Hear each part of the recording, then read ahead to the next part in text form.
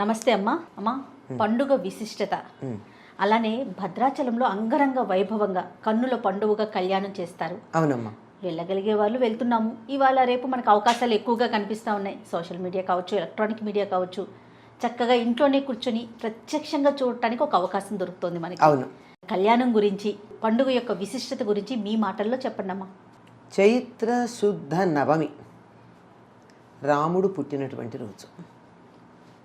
శ్రీరామ నవమి అంటే ఆ రోజు 5 గ్రహాలు ఉచ్చస్థితిలో ఉన్నప్పుడు మధ్యాహ్న సమయంలో రాముడు ఆవిర్భవించాడు, అవతరించాడు. కనుక దాన్ని శ్రీరామనవమి అన్న పేరుతో మనం చేసుకుంటూ ఉంటాం. అయితే ఆనాడు కళ్యాణం చేయడం అనేటటువంటి ఒక సంప్రదాయాన్ని కంచర్ల గోపన్న గారు భద్రాద్రిలో ప్రారంభించాడు. ఆయన కంచర్ల గోపన్న పేరు, కానీ రామదాసుగా లోకంలో ప్రసిద్ధి వహించాడు. అంటే తన అసలు పేరు కూడా వదులుకుని నువ్వెవరు అంటే తన ఇంటి పేరు కంచర్లని కానీ తన పేరు గోపన్న అని కానీ చెప్పక నేను రామదాసుని అంతే అని అంతగా రాముడికి దాసుణ్ణి అన్నట్టుగా తన జీవితాన్ని రాముడికి అర్పించినటువంటి వాడు ఈయన రామదాసు. ఆయన ప్రారంభించాడు, తెలుగు వాళ్ళందరూ దాన్ని అనుసరించారు. ఈ శ్రీరామనవమి నాడు ప్రతి గ్రామంలోనూ ప్రతి ఇంట్లోనూ, గ్రామంలో ఒకచోట అని చెప్పడానికి వీలు లేదు, 4 రోడ్ల కూడలి ఉన్నటువంటి ప్రతి చోట, 4 ఇళ్ళు కలిసిన ఒక చోట ఎవరికి వాళ్ళు ఇళ్లల్లో సీతారామ కళ్యాణం చేసుకుంటారు. ఇళ్లల్లో చేసుకోవడం కాక సామూహికంగా చేసుకుంటారు. తమ ప్రాంతంలో లేదా గ్రామంలో అంతా కలిపి చేసుకుంటారు. ఆలయంలో చేస్తారు. నిజం చెప్పాలంటే రామ మందిరం లేనటువంటి గ్రామం తెలుగు నేలలో లేదు. అంటే దేవాలయం ఉండకపోవచ్చు, బాగా ప్రతిష్టాది చేసినటువంటిది, ధ్వజస్తంభం మొదలైనవి ఉండి, లేకపోయినా సరే నలుగురు కలిసి కూర్చుని భజన చేసుకోవడానికి అనుకూలంగా ఒక రామ మందిరం లేనటువంటి గ్రామం ఉండదు. ఏ గ్రామంలో అయినా 4 ఇళ్ళు ఉంటే తప్పకుండా ఒక రామ మందిరం ఉంటుంది. అవును. అది అంటే ఇది కొద్ది రోజుల క్రింద వరకు ఉన్న మాటమ్మా.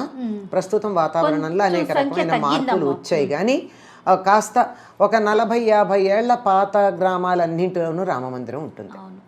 అందుకని తప్పనిసరిగా ఆ రోజు సీతారామ కళ్యాణం చేసుకోవడం సంప్రదాయంగా వస్తుంది. నిజానికి శ్రీరామనవమి అన్నది రాముడు పుట్టినరోజే. అవును. మరి ఆ రోజు ఎందుకు చేస్తారు అంటే ఎప్పుడెప్పుడు దేవతామూర్తుల కళ్యాణం చేయాలో మనకు ఆగమశాస్త్రాలు చెప్పాయి. అందులో ఒకటి వాళ్ళకి అసలు కళ్యాణం జరిగినటువంటి రోజున, లేదా వాళ్ళ జన్మ నక్షత్రం లేకపోతే తిథి ఆ రోజున, లేకపోతే ఒక దేవాలయ ప్రతిష్టాపన చేసినప్పుడు, బ్రహ్మోత్సవాలు చేసుకునేటప్పుడు, యజ్ఞయాగాది క్రతువులు చేసుకున్నప్పుడు, ఎవరింట్లో అన్నా ఏదన్నా శుభకార్యం జరిగినప్పుడు, ఓహో, లేదంటే నేను ఇలా కళ్యాణం చేయిస్తానని మొక్కుకుంటే అలా మొక్కుకున్నప్పుడు, ఇట్లా ఎప్పుడైనా చెయ్యొచ్చు. మనకి మాత్రం ఎంతగా అలవాటైపోయిందంటే కంచర్ల గోపన్న పెట్టినటువంటి వరవడి ఆ రోజే సీతారామ కళ్యాణం జరిగింది అని మనం గట్టిగా నమ్మేస్తాం. అవును. ఎవరైనా కాదని చెప్తే కూడా వీళ్ళే తప్పు చెప్తున్నారనేటటువంటి అభిప్రాయంలో కూడా పడిపోతాం. కానీ అది దేవాలయ ప్రతిష్టాపన అంటే బ్రహ్మోత్సవాలకు సంబంధించిందే కాక ఆ రోజు ఆయన పుట్టినరోజు కనుక ఆనాడు చేయడం అలవాటైంది. కనుక దక్షిణ దేశంలో ముఖ్యంగా తెలుగు వాళ్ళు, తెలుగు రాష్ట్రాలకి సరిహద్దుల్లో ఉండి ఈ సంస్కృతి ఎంతో అంతో అలవాటు ఉన్నటువంటి వాళ్ళందరూ కూడా ఈ శ్రీరామనవమి నాడు అంటే చైత్ర శుద్ధ నవమి నాడు సీతారామ కళ్యాణం చేయడం సంప్రదాయంగా వస్తుంది. అలానే స్వామివారికి పట్టు వస్త్రాలు సమర్పిస్తారమ్మా. రాష్ట్ర ప్రభుత్వం ప్రతి సంవత్సరం తీసుకువెళ్తుంది. తప్పనిసరి. ఈ ఆనవాయితీ ఎక్కడి నుంచి వచ్చిందమ్మా? ఈ భద్రాచలం నిజాం ప్రభుత్వంలో ఉండేది కదా, నిజాం పరిపాలనలో ఉండేది. ఈ భద్రాచలం గ్రామానికి అప్పట్లో కరణమో ఏదో అంటారు, గ్రామాధికారిగా ఈ కంచర్ల గోపన్న ఉండి ఈయన గ్రామాల నుండి పన్ను వసూలు చేసి ఆ వసూలు చేసినటువంటి పన్ను ప్రభుత్వానికి కట్టకుండా సొంతానికి ఏం వాడుకోలేదులేండి, రాముడికి ఉపయోగించాడు దేవాలయ నిర్మాణానికి.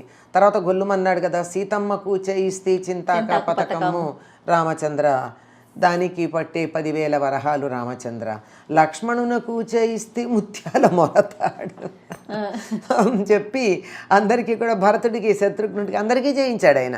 వీళ్ళందరికీ ఇన్ని చేయించేశాక ఆ పన్ను లేకపోయేటప్పటికీ తానీషా అతన్ని చెరసాల్లో పెట్టాడు.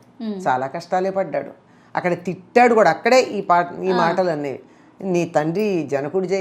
నీ తండ్రి దశరథుడు చేయించాడని, నీ మామ జనకుడు చేయించాడని, నేనురా చేయించింది అని చెప్పి రాముని గట్టిగా డబాయిస్తాడు. పైగా అన్నాక హబ్బబ్బా ఈ దెబ్బల కోరవక తిట్టాను ఏమనుకోకని కూడా అంటాడు. సారీ కూడా చెప్పేశాడు. ఎందుకు చెప్పాడో కూడా చెప్పాడు. దెబ్బలు భరించలేకపోతే సరే మొత్తానికి ఆ రామలక్ష్మణులే వచ్చి దానికి 6,000 వరహాలు ఇవ్వవలసిందేదో మాడలు ఇచ్చి రామదాసుని చెరసాల నుంచి విడిపిస్తారు. ఇప్పటికీ ఆ రామమాడలు కొన్ని ఉన్నాయి అంటారు. రామలక్ష్మణులు తానీషాకి ఇచ్చింది. తానీషా ఎంత అదృష్టవంతుడో, నేను చూడలేదా ఆయన చూశాడని తానీషాకు అప్పుడు రాముడంటే ఒక నమ్మకం కుదిరి కళ్యాణానికి పట్టుబట్టలు పంపించడం మొదలుపెట్టాడు. తానీషా పట్టుబట్టలతో పాటు ఈ గోల్కొండ ప్రాంతం ముత్యాల వ్యాపారానికి ప్రసిద్ధి. గమ్మత్ ఏంటంటే ఇక్కడ ముత్యాలు దొరకవు, కానీ వ్యాపారం మాత్రం ఇక్కడే. ఎవరైనా ఇప్పుడు భాగ్యనగరం వచ్చారంటే ఏం పట్టుకెడతారండి? ఇక్కడి నుంచి ముత్యాలు పట్టుకెడతారు. అది ముత్యాల వ్యాపార కేంద్రం ఇది. ఎందుకంటే మహమ్మదీయులు వచ్చినప్పుడు వాళ్ళు చేసినటువంటి పని వల్ల. అందుకని ముత్యాలు కూడా తలంబ్రాలలో కలిపిపోయడానికని పంపించటం ఒక సంప్రదాయంగా పెట్టుకున్నాడు. ముత్యాలు పట్టుబట్లు పంపించేవాడు రాముల వారికి. ఇప్పటికి కూడానమ్మా రాముల వారికి కట్టేటటువంటి వస్త్రాలు కానీ, అమ్మవారికి కట్టే వస్త్రాలు కానీ మంచి పట్టు వెండి జరి అయితే తప్ప కడతారు. కాకపోతే కాటన్ అన్నా కడతారు కానీ నూలుదన్నా పిచ్చి జరీలు సింథటిక్స్ కట్టరు. అయ్యవారికి అమ్మవారికి మంచిదైతేనే కడతారు, లేకపోతే కట్టరు. ఆయన చక్రవర్తి అమ్మా, మామూలా? ఆయన సర్వం సహా చక్రవర్తి, ఈ మొత్తం భూమండలానికి చక్రవర్తి ఆయన. అట్లాంటి వాడు ఇట్లా చౌకబారి కట్టాడు. అందుకని ఇవి పంపించేవాడు పట్టు వస్త్రాలును ఇవి ముత్యాలు. ఆంధ్రప్రదేశ్ ప్రభుత్వానికి నిజాం ప్రభుత్వాన్ని అప్పచెప్పేటటువంటి సందర్భంలో అనేకమైనటువంటి ఒప్పందాలు చేశారు. ఇవన్నీ ఇట్లా ఉండాలి, ఇవన్నీ చేయాలి, ఇవి కొనసాగించాలని.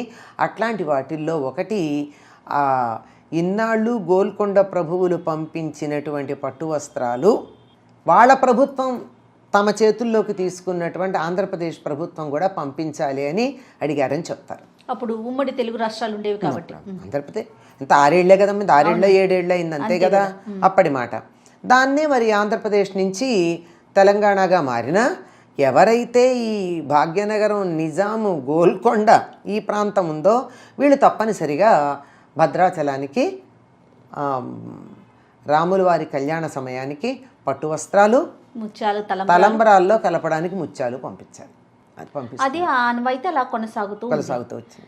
అమ్మ, మనం ఇప్పుడు కళ్యాణాన్ని ప్రత్యక్షంగా చూడటానికి వెళ్ళినా, లేకుంటే ఇదివరకు కొరియర్లో కూడా వచ్చేవి నాకు బాగా గుర్తు, అక్షింతలు, అలానే ముత్యాలు కూడా అక్షింతలతో కలిపి వాటిని చాలా జాగ్రత్తగా పెట్టుకోవాలి, బీరువాలో దాచుకోవాలి అనేసి చెప్తూ ఉంటారు కదమ్మా. అవునమ్మా. అది అంటే ఎట్లా, ఎందుకనమంటే స్వామి మీద నుంచి వచ్చినటువంటి ఆ ముత్యాలకు చాలా విలువ ఉంది అని చెప్పి జానక్య కమలామలాంజలి పుటే అని చెప్పి ఆ శ్లోకం ఉంది కదా. అవును. యా పద్మరాగాయిత, అమ్మవారి చేతుల్లో ఉంటే ముత్యాల తలంబ్రాలు పద్మరాగాల్లో ఉన్నాయిట. రాముల వారి తల మీద పడేటప్పటికల్లా ముత్యాలు తెల్లగా ఉన్నాయిట. అక్కడి నుంచి స్రస్త ఆయన శరీరం మీదకి జారేటప్పటికి నీలాల్లాగా ఉన్నాయిట. అంటే ఆయన నల్లగా ఉంటాడు, తల మీద తలపాగా ఉంటుంది కనుక తెల్లగా ఉన్నాయి, ఒళ్ళు నల్లగా ఉంటుంది కనుక ఆ నల్లని కాంతిపడి నీలాల్లాగా ఉన్నాయి.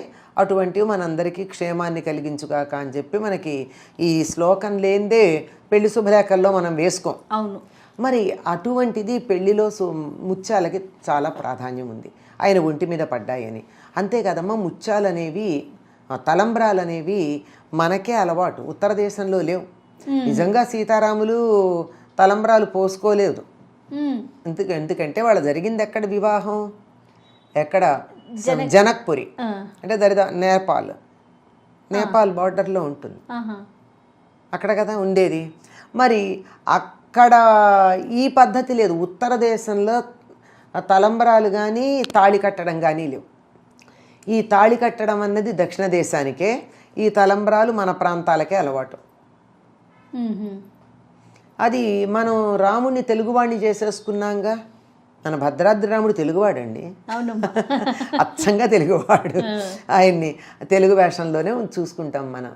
అందుకని ఇక్కడే తిరిగాడు, చెప్పులు లేకుండా, వాహనం లేకుండా, కాలినడకన రాముడు నడిచి పవిత్రమైన దేశం అమ్మ ఇది. ఇక్కడ దుమ్మును ఎత్తిన చల్లుకుంటే కూడా చాలా పవిత్రం. అందుకని ఇక్కడ నేలను గౌరవించాలి, భూమాతని గౌరవించాలి. రామ పాద స్పర్శ సోకింది అంతే. ఉత్తర దేశంలోనేమో మధురా ప్రాంతం అంతా కృష్ణ పాద స్పర్శ. వాళ్ళు అక్కడ మీకు తెలుసో తెలీదో, బృందావనంలో రోడ్ల మీద సిమెంట్ వేయనీరు, తారు వేయనీరు. మీరు సిమెంటు తారు వేస్తే మా కృష్ణుడి పాదాల సోకిన దుమ్ము కాస్తా పోతుంది, ఇక్కడ ఉండనిమన్నారు వాళ్ళు. ఉండదు ఇక్కడ సిమెంటు మంచి మామూలు మట్టి రోడ్లే ఉంటాయి అక్కడ. అంటే ఆ పాదస్పర్శతో కృష్ణుడి పాదాల స్పర్శ సోకినటువంటి దుమ్మది. అలానే మనకి ఇక్కడ మనకి ఇదంతా కూడా రాముడి పాదాలు సోకిన స్పర్శ కలిగినటువంటి మట్టి నేల. ఈ ప్రాంతం అంతా అట్లా ఉంది. అమ్మవారు చీర ఆరవేసిన ప్లేస్ కూడా ఉందని మనం భద్రాచలం దగ్గర. అది ఇప్పుడు ఎందుకమ్మా, ఏ ప్రాంతం చూడండి, దక్షిణ మన ఇక్కడికి వచ్చినట్టయితే ఇదిగో ఇక్కడ ఈ ఇలా వంకర వంకరగా ఉంటాయి ఆ రాళ్ళు. పర్ణశాల దగ్గరికి వెడితే గోదావరి ఒడ్డున. ఎందుకు ఇలా అంటే ఆవిడ చీర ఆరేసుకుంటే ఆ మడతలు పడ్డాయి. అక్కడ మీకు పసుపు ఎర్రని రాళ్ళు కూడా దొరుకుతాయి, కుంకుమ పసుపు అంటాం. నిజంగా అవి తీసుకొచ్చి అట్టే పెట్టి ఆ రాళ్ళని పిల్లలకి ఎవరికన్నా దిష్టి తగిలినట్టయినా ఏడుస్తూ ఉన్న ఆ కారణంగా దాన్ని కాస్త ఇట్లా అరగదీసి ఆ నీళ్లు పిల్లలకి చల్లితే వెంటనే పోతుంది కూడా. అవి కుంకుమ పసుపు ఆవిడ చేసింది. మరి నిజానికి ఆవిడ ముట్టుకున్నందువల్ల వాటికి పవిత్రత వచ్చిందా, ఆ పేరు అలా చెప్పుకోవడం వల్ల వచ్చిందో, వాటికి ఔషధీ గుణాలు ఉన్నాయో తెలియదు. కానీ ఇంట్లో ఇప్పటికీ దాచిపెట్టుకునేటువంటి పద్ధతి ఉంది. ఇక్కడే కాదు, మీరు ఇంకా మిగిలిన ప్రాంతాలకు వెళ్ళినట్టయితే ఒక రాయి ఇలా ఉంటుందనుకోండి, కొంచెం వంపుగా ఎత్తుగా, కింద ఏదో కాలి గుర్తులు ఉన్నాయనుకోండి, ఈ రాతి మీద రాముడు కూర్చున్నాడు, కింద పాదాల గుర్తులు చూడండి. ఇట్లా ఉన్నవి మనకి ఈ ప్రాంతం అంతా, దక్షిణ దేశం అంతా చాలా ఉన్నాయి. ఎందుకంటే ఇక్కడ అట్లా తిరిగారు వాళ్ళు. అందుకని ఈ ప్రాంతం అంతా కూడా అట్లా తిరిగాడే కనుక రాముడు మనవాడు. మనం మన పద్ధతిలో పెళ్లి చేస్తాం. మన పద్ధతిలో పెళ్లి చేసి ఆయనకి సీతాదేవికి ఆయన చేత తాళి కట్టించటం, ఇద్దరు పరస్పరం అక్షతారోపణం అనేటటువంటి కార్యక్రమం ఉంది. దాన్ని తలంబ్రాలు అంటాం. ఈ తలంబ్రాలు పోసుకోవడం జరుగుతుంది. ఇవి మంత్రపూతంగా సీతారాముల శరీరం మీద రాలి పడినటువంటి అక్షతలు గనక వీటికి ఆ శక్తి ఉంటుంది. అందుకని భద్రంగా దాచిపెట్టుకుంటాం. ఎవరివైనా కళ్యాణం జరుగుతుంటే, పెళ్లి జరుగుతూ ఉంటే ఆ తలంబ్రాలలో ఈ 2 అక్షతలు గనక కలిపినట్టయితే వారికి దాంపత్యం చాలా బాగుంటుందని విశ్వాసం. శుభలేఖ ఇవ్వడానికి ఎవరన్నా మన ఇంటికి వస్తే మన ఇంట్లో ఆ భద్రాచలం అక్షతలు ఉంటే వాళ్ళకి 4 అక్షతలు ఇవ్వండి. ఆ అక్షతలు ఇస్తే వాళ్ళు తీసుకెళ్ళి దేవుడి దగ్గర పెట్టుకుంటారు. పెట్టుకుని మళ్ళీ పెళ్ళప్పుడు తలంబ్రాల్లో కలుపుతారు. వాళ్ళ దాంపత్య శోభ చక్కగా ఉంటుంది. అద్భుతం. ఇది తప్పనిసరిగా జరిగేదమ్మా. లేదు ఏదన్నా శుభం కావాలంటే కూడా ఇంట్లో ఏదైనా శుభకార్యాలు చేసుకునేటప్పుడు, పిల్లల పరీక్షకు వెళ్ళేటప్పుడు, ఇంటర్వ్యూలకు వెళ్ళేటప్పుడు, ఏదో పెళ్లి మాటలు మాట్లాడడానికి వెళ్ళేటప్పుడు, ఏదైనా ఒక శుభకార్యానికి బయలుదేరేటప్పుడు దేవుడి దగ్గర ఉన్నటువంటి ఆ భద్రాచలం అక్షతలు కానీ కాసిన 2 తీస్తల మీద వేసుకున్నా, ఇంట్లో వాళ్ళకి వేసినా చాలా శుభం జరుగుతుంది. రాముడి యొక్క ఆశీస్సులు నేరుగా లభ్యమవుతాయని నమ్మకం మనకి. ఇంకా నవమి రోజు మనం ఇంట్లో ఎలాంటి పూజా విధానం పాటించాలమ్మా? నిజానికి నవమి రాముడు పుట్టినరోజు గనక కృష్ణుడికి చేసినట్టే, కృష్ణాష్టమికి చేసినట్టే చాలామంది ఉత్తర దేశం వాళ్ళు అయితే ముందు రోజు ఉపవాసం ఉంటారు, బ్రహ్మచర్యం పాటిస్తారు, నియమంగా ఉంటారు. అష్టమి నాటి రాత్రి, మర్నాడు మధ్యాహ్నం రాముడు పుట్టేటటువంటి సమయానికి, అంటే 12 గంటలకు కదా, ఆ సమయానికి రాముడు పుట్టాడు గనక అందరూ కుమారుడు జన్మించాడు అనగానే బొడ్డు కొయ్యకుండా తండ్రి ఏం చెయ్యాలంటే ఏదో స్నానం చేస్తారని చెప్తారు. అది కాక దానాలు చేస్తాడు. బొడ్డు కోసాక పురుడు వస్తుంది, బొడ్డు కోయక ముందు పురుడు లేదు ఇంకా కనుక ముందు అవన్నీ దానాలు.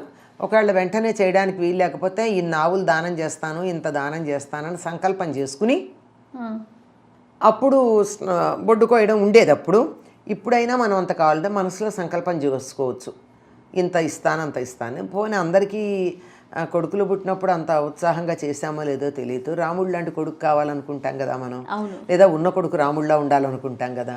అందుకని ఆ సమయంలో రాముడు అవతరించిన సమయంలో ఏదైనా బ్రాహ్మణులకు దానాలు అవి చేసి, ఏదన్నా ఒకవేళ గోదానం చేయాలంటే చేస్తానని సంకల్పం చేసుకుని అప్పుడు పూజ చేసుకుని ఆ తర్వాత నివేదన చేసే పద్ధతి ఉంది. లేదు మేము కళ్యాణం చేస్తామండి, భద్రాచలం మాకు ఇష్టం, రాముడు మా దేశంలో తిరిగినప్పుడు మేము ఇక్కడ ఆయనకి శ్రీరామనవమి నాడు కళ్యాణం చేస్తామంటామా, కళ్యాణం చేసుకుంటారు. చక్కగా సీతారాముల విగ్రహాలకు మంచి వస్త్రాలు కట్టి మంగళసూత్రాలు లాంటివన్నీ వేసి ఇంట్లోనే 2 పక్షాల ఉండి కళ్యాణం చేసే పద్ధతి ఉంది. తప్పనిసరిగా ఆనాడు పానకం, వడపప్పు మొదలైనవి నివేదన చేస్తాం. అలాగేనమ్మా. మరొక్కసారి శ్రీరామనవమి శుభాకాంక్షలమ్మా. అమ్మ మీకు కూడా అందరికీనమ్మా. శ్రీరాముడు మనందరినీ చల్లగా చూసి మానవ జాతి ఎలా ప్రవర్తించాలో ఆదర్శం చూపించాడు గనక రామనవమి పండగ వేడుగ్గా చేసుకోవడంతో పాటు రాముడిలాగా ఉండే ప్రయత్నం చేద్దాం. ఉంటామని చెప్పలేం, ఉండే ప్రయత్నం చేద్దాం. అది చాలీ జన్మకి. నమస్తే.